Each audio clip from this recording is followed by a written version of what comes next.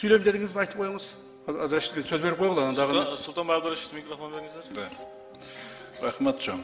Мен бүгін чегара жөнді вообще сөйлебейін дедім еле. Чегара жөнді мен сөйлебейін. Айтыңыз да, неге? Мен өзім позициямды уже айттым, ошол позицияда тұрамын. Башқа сөйлештің керегі жоқ та, қажеті жоқ.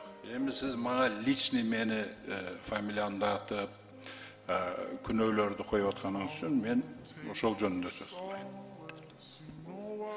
Камши Кыдыршаевич, азыр сиздердин колуңуздарда күч да силердин колуңарда, акча да силердин колуңарда, СМИ да силердин колуңарда. Акча жөнүндө айтыңыз.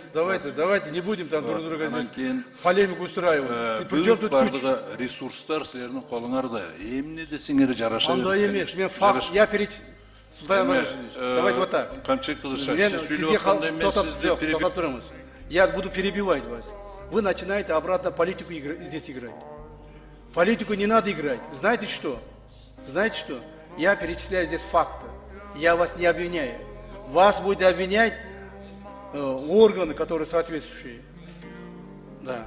Я по факту вам, факты перечисляю вам. Так. Менин вактымда ограничить этпегиле.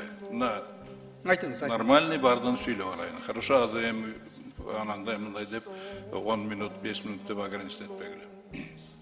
Значит, по фактам. Биринчиси, жанагы 17-жылы бир баланы сабап койдуңуз деп.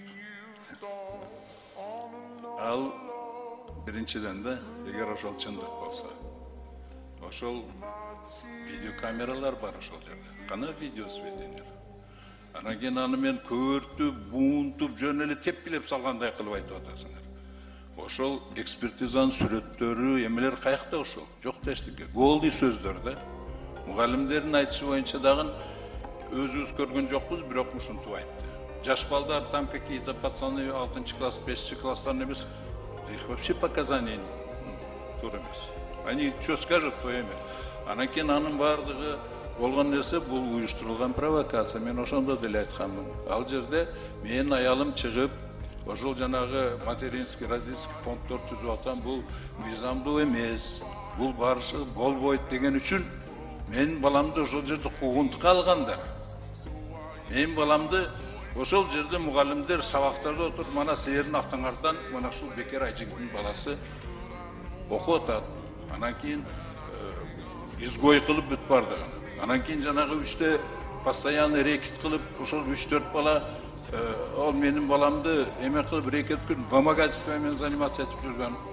Ошонун артынан менин балам 1 жыл лечение алды. Буга ким жооп берет? Вот ошондуктан анан дагы бир нерсеси. Ал жерде мен ал нерсени ошол замат эле жаап койсом болот эле. Жөн эле келип, хорошо, давайте деп эле койсом. Жок, мен принципиально барып мен айттым. Ал жерде как раз я хотел доказать, что ал жерде жанагы акчанын тарабында мен эсептеп көрдүм. Оказывается, 5 миллиард сом ошол родительский фонддун арасында Кыргызстан боюнча 5 миллиард сомду. Ошонун тарабында мафиозный группалар түзүлгөн. Именно ошол Сокулук районунда ошол мафиозный группалар. Мугалимдер, ошол жерде милицияда отурган детский милиционерлер, андан тышкары следовательдер, РОВД, сот, прокуратура бардыгы мен ошону до конца бардымдан ошону доказывать эттим. Мен бул жөнүндө президентке да жазганмын, генеральный прокуратурага жазганмын. Жакшы, мен ал документтен бардыгын сактап койгонмун.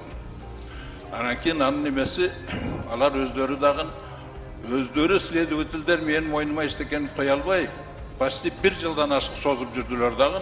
Анан кийин дагы не деп коеттар? Качып кетти. Просто деп продлевать этип коеттар. Себеби доказательствосы жок, эчтекеси жок.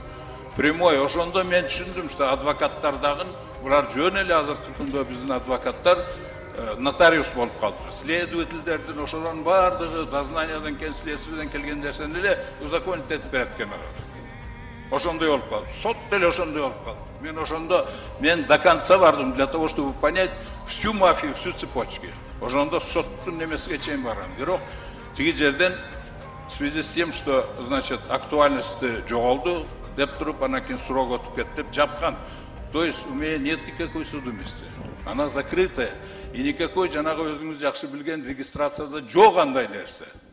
Жок, ошондуктан жанагы ЦИКке барганда алар текшерткен. Эмеге запрос кылат. Ушундай уголовный делога сотко привлекация этилгенби, соттолгонбу дегенде ал жерде возможно эме кылган. Да, ушундай уголовный дело ачылып эме болгон, бирок